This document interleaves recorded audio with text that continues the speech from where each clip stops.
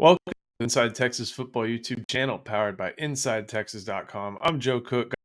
The Longhorns were scrimmaging at DKR yesterday, and we have the latest from that. Make sure you like this video, subscribe to the channel, help us climb all the way to 10,000 subscribers. We are just under 2 weeks until the season, and we're going to have a ton of stuff both until that kickoff and after as well. Games, reaction, recruiting, all that. So make sure you like this channel, this video, subscribe to the channel. Make sure you head to InsideTexas.com. We have the best practice reports. A lot of what we're talking about today was on there. Continued recruiting updates. It's about to be a real big recruiting week, and nothing but the best Longhorns info. But Eric, Texas was inside DKR yesterday, scrimmaging, second one of the preseason. Probably have their mock game next week. So this was one of the last big opportunities for guys to make moves and impress the coaches. Yeah, well, I think the coaches have a pretty good idea of each guy's ability. There was a player or two that probably made more of an impact than I think even they might have expected. We'll get into that here in a little bit, but yeah, I mean it's it's another chance to compete, another chance to see what these guys can do. It's a deep roster. I think there are a few more guys in a green non-contact jersey. It seems like this camp seems a little bit to me different than the previous ones in that he's really ramping up in sort of a stacked way to get ready for the season. He's not trying to fire on all cylinders right now. They understand that they should be playing in January, and I think that they're kind of pacing the guys in a way that is kind of preserving them. They want to get ready for the season, of course, but they're not trying to go 100 miles an hour right now. At least that's my understanding from the outside. One of the areas that you talked about first in your notes and that we can go into detail on is quarterback as we go position by position. Last week, it was a little bit of a slow start, and some of that had to do with the defense doing some different things, stuff that obviously confuses quarterbacks. But this week, you said it was a lot more level, not just from Quinn Ewers, but even Arch Manning as well. Yeah, well, overall, the practice was a whole lot more crisp on the offensive side of the ball. The defense looked good last week. The defense looked pretty good this week.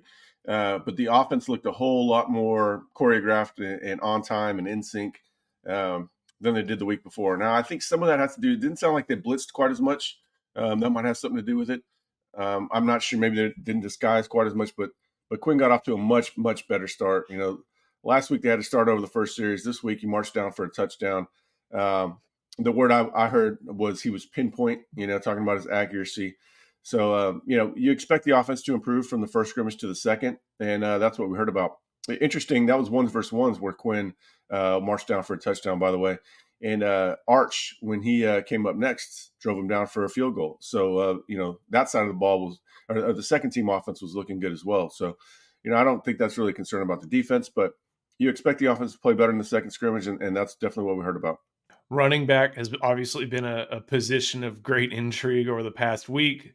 The team doesn't have CJ Baxter. They don't have Christian Clark. And one of the first things that you were able to post after the scrimmage was no major injuries. So we know that this position made it through mostly unscathed as far as major injuries go. But they also did some things in practice as well to make sure that none of these guys went down, at least from a big-time contact injury, as best they could. Yeah, well, what I wrote in the article was kind of gallows humor was, the non-contact jersey. I'm not sure how much that would have saved the other injuries as well. But they got to do what they can at this point. Trey Wisner, Jaden Blue, non-contact jerseys. Jarrett Gibson, I think he was full contact. At least, so these scrimmages are tackling in the box. Outside of the box, they're not tackling. So they don't want, they don't want a skill player getting wrapped up from behind and somebody falling on his ankle or something like that. So it's much more physical between the tackles than it is outside. But Gibson looked a lot better, more in sync with the offense, more cohesive. Like he was making some freshman mistakes in the previous weeks, sort of like just the kind of things you expect that you'll even see in game at times where, lining up on the wrong side of the quarterback and they've got to readjust and get him over to the right side, that sort of thing. He looked a lot more in tune. The most notable thing at running back was Jaden Blue looking really good on screens. So he would have had a couple big gains had they actually been playing live. So that's what you expect out of Jaden Blue, but that's, you still want to hear it.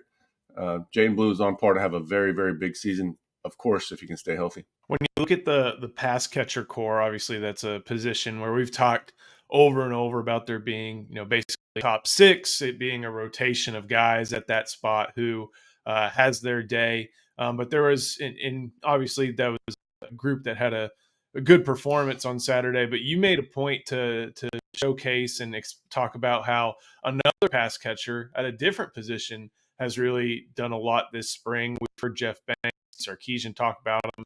And even Saturday, that Juan Davis is somebody who's going to factor on this team this fall. Yeah, we know Juan is going to have an impact. We don't know quite how big. Like, he could break out in a major way, and it wouldn't shock me. Or he can just be part of the offense, part of the machine, and just be a really good, useful utility player. I'm not sure what it's going to be at this point. He could break out. I mean, every player has their. A lot of players have their moments. Cody Johnson was kind of a utility player that had 3 touchdowns against OU, and I think a lot of people will always remember that. I think Juan is geared up for a big moment. I'm not sure if the whole season is going to be something where he stands out, or if it's just a couple games where you go, man, that guy made a difference. It could be a goal line block. They're using him a lot as H-back. He is back. He is in the backfield as far as like 2-back sets, a lot of motioning. He's kind of a chess piece for Sark to use. A Bishop moves a lot of different ways, hard for the defense to account for. Willing blocker, good receiver, really good athlete. He's going to play a lot this year. I don't know yet if it's going to be, okay, this guy's going to break out and be a stud, or if it's just going to be, man, you really appreciate him at the end of the day. Andrew Beck made a lot of big plays his last year at Texas that I think went unnoticed.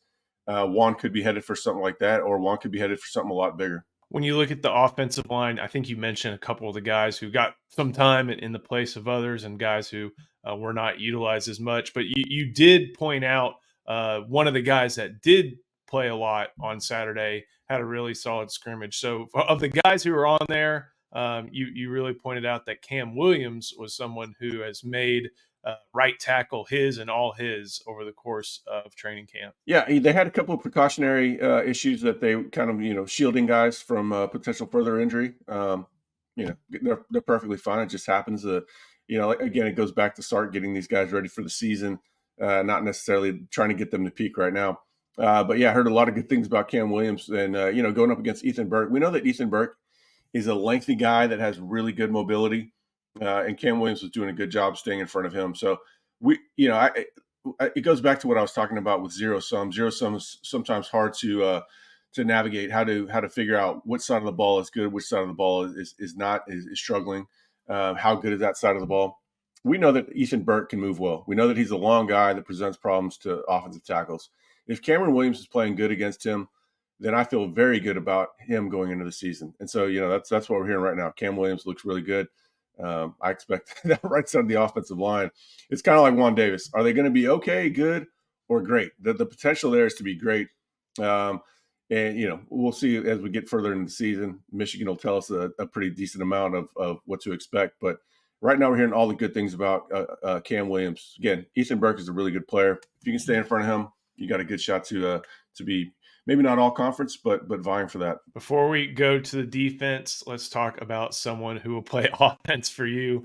That's Andre the Lawyer. Andre the Lawyer has been representing injured Texans throughout the Lone Star State from his principal office in Dallas, Texas, a longtime friend of Inside Texas and a friend of the Longhorns. If you are in a car wreck, an 18-wheeler accident, an on-the-job injury, a slip and fall, or anything like that, call Andre the Lawyer. He will fight for what is yours, and he will not give in. He will give you a 24-hour text message number so you can contact the team at any time and help you with your case. So give him a call, 214-444-8808, 214-444-8808. Eric, as we go on to the defensive side of the ball, there was one specific unit that you highlighted pretty much right away, kind of made the focal point of your notes on Inside Texas on Saturday night. And that was that the defense and the defensive secondary, part of the defense that a lot of people are focusing on this year after some poor numbers in raw stats, for whatever those are worth, they're starting to make some more plays. And that's an area where I'm sure fans are really happy to hear progress. Man, he just gave me PTSD about raw stats. Hopefully, we don't have to worry about hopefully, the raw stats are good enough that we don't have to worry about that this year. Arguing with fans, you got to go with adjusted stats, especially in the passing game. Opportunities are going to create yards. Hopefully they play a lot better. That was the position that the guy I talked to mentioned first. And Justin had good notes on it too. I was happy to hear that he kind of corroborated what I had heard. Was the secondary played really well. Everything was very hotly contested. Blanket coverage pretty much across the board. Everybody on the same page, cohesive unit. DBs look really good. That's that guy said that. The guy I talked to said the first few minutes first few seconds I talked to him, he said it in the middle, and then he kind of circled back to them. But the DBs look really good. And it's interesting. Jelani McDonald was the one of the players highlighted. He said that guy covers like a corner, but he's got the range and size of a safety. And he got some first-team reps. So there's a lot of excitement about Jelani. Understandable. They've got 4 safeties that they feel good about, with Taft, Makuba, Derek Williams, of course, and Jelani. So that was exciting to hear. And also heard a lot of good things about Warren Roberson. 24 had himself a pretty good scrimmage. Really good athlete. We've talked about his athleticism. He's an ideal, prototypical gunner on special teams. We're really excited about him. It's interesting. We're hearing about Barron at boundary, Malik Muhammad at field. Not as much about Gavin Holmes and Javion Cole, and then we're hearing some about Roberson. So I think they're probably deeper at that position than we realize. We want to see games like that's one where Michigan probably won't tell us the tale of the tape on that one. But Colorado State might. Colorado State's got a really good wide receiver. I'm curious to see how it all plays out. But we heard a lot of really good things about Warren Roberson heading into the spring, and then he kind of had a quiet spring ball. Really good athlete, dog mentality.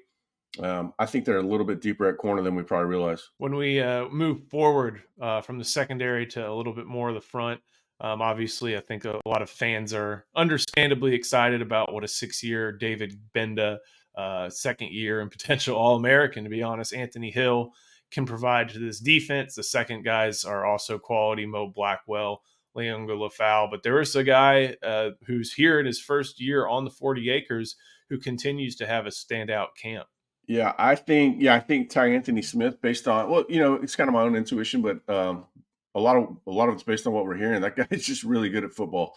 Can make an impact on special teams. I expect that to be where his first imprint on the fan base is probably going to be on special teams. Don't be surprised if you see him out there knocking heads. But he's just he's advanced for being a linebacker. It's a tough position to play as far as reading the flow, understanding where blocks are coming from. Not an easy position to play, especially as a true freshman. But he kind of had that on tape in high school. It's easy to see athletes at linebacker on tape. It's a lot harder for the novice fan, and I consider myself the novice evaluator anyway. It's harder to see instincts and understanding play and just having that sort of cerebral play behind him as opposed to just being an athlete. Well, he had that. You could see that, and that's translating. 20 pounds heavier than when he arrived. Tyanthony Smith, I think, is going to be a superstar at Texas. Last but not least, we'll go with the defensive front. Looking at both edge and defensive tackle, your long-held stock is finally starting to go up and up and up on that graph in Vernon Broughton, and he's done some great things. Man. But also there was some looks at the edge position that I kind of think of it a little bit as tinkering, some ideas being thrown out there. Nothing like extravagant, but let's start with Broughton and how he's done so far to earn that rising stock status. Well, I've been too biased towards Broughton. I think the fan base has been too negative towards Broughton. So we're gonna have to meet in the middle. Hopefully, meet in the middle week 2. But his first step has always been good, and it's funny. It sounds like I came up with a quote that I heard, but yeah, the guy that I talked to mentioned Broughton's first step really standing out. The guy's first step is amazing. And somebody asked me about a second step, and I said it's backwards. I'm just kidding, but he has had some struggles at the point of attack in his time. But yeah, Broughton's a really good athlete. I think narratives get created, and sometimes, of course, there's some value in them. But him struggling against the run earlier in his career has sort of put a negative vibe on him towards with the fan base. There's a lot of plays that he doesn't necessarily convert, but he's in the backfield a lot. And I'm really excited to see what he can do. I'm hopeful if he lives up to my expectations, then he's going to have a really, really good year. Alfred Collins, of course, I mentioned, good player. Behind them, Aaron Bryant was second team. I don't know if Jermaine Lole is dinged up or whatever, but Aaron Bryant was there out there with Bill Norton, second team. They rotated a lot. The defensive tackles, it's going to be everything that we've seen in the past couple of years. They're going to rotate a lot. Alfred Collins is going to be very good. Vernon Broughton, I think, is going to be good, but they're still going to rotate probably 6 deep like they have in the past. Edge, I didn't hear a ton about. I think we've covered them so much. I didn't really poke and prod there. I've got another call later today that I'll get a little bit more information on some of the holes, the gaps in that coverage from the scrimmage. Didn't hear a ton about it other than, Cameron Williams did really good against Ethan Burke. Make sure you head to InsideTexas.com. Like Eric said, going to fill in some of the holes there. That will be there. We have the best practice reports, best recruiting updates. It's going to be a big recruiting week, a big week for the Longhorns in the preseason. And, this time next week, we'll be talking about game week. A lot of exciting stuff over at Inside Texas. Make sure you head over there, subscribe. It is a perfect time to join our great community. And also make sure you like this video, subscribe to the channel, help us get to 10,000 subscribers. We're going to keep it coming on this channel as well, not just for pregame analysis and recruiting updates, but even some post-game stuff, Sunday reaction, all the different stuff that you would expect from a great YouTube channel. We're going to provide that because we are a great YouTube channel. So, Eric, thank you so much. Thank you to Andre the Lawyer. We'll see you next time on the Inside Texas Football YouTube channel, powered by InsideTexas.com.